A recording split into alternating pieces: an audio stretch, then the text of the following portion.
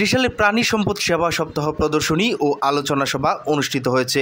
ফাহিম খানের ক্যামেরায় রিপোর্ট করছেন শাহ সুলতান রঞ্জু।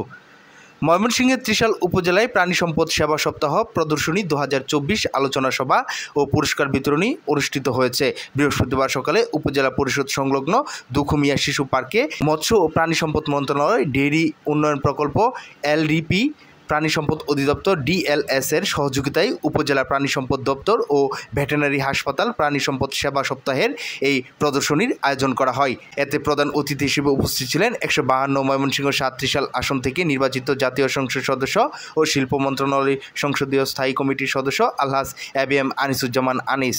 ত্রিশাল উপজেলা নির্বাহী অফিসার জুহেল আহমেদের সভাপতিত্বে বিশেষ অতিথি হিসেবে উপস্থিত ছিলেন উপজেলা পরিষদের চেয়ারম্যান সাবেক এমপি বীর মুক্তিযোদ্ধা আব্দুল মতিন সরকার। স্বাগত বক্তব্য রাখেন উপজেলা প্রাণী সম্পদ অফিসার ডক্টর নাজনীন সুলতানা।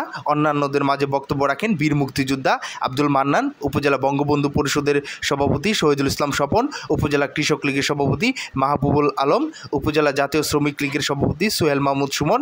এছাড়াও উপস্থিত ছিলেন উপজেলা কৃষক লীগের সাধারণ সম্পাদক মুজাম্মেল হক মিন্টু, উপজেলা প্রেস ক্লাবের সভাপতি ফখরুদ্দিন আহমেদ, সাধারণ সম্পাদক শফিকুল ইসলাম, বিভাগীয় কর্মকর্তা কর্মচারী, খামারিবৃন্দ, প্রিন্ট ও ইলেকট্রনিক মিডিয়ার সাংবাদিক বৃন্দরা। অনুষ্ঠানটি সঞ্চালনা করেন উপজেলা ভেটেরিনারি সার্জন ডক্টর এমদাদুল হক।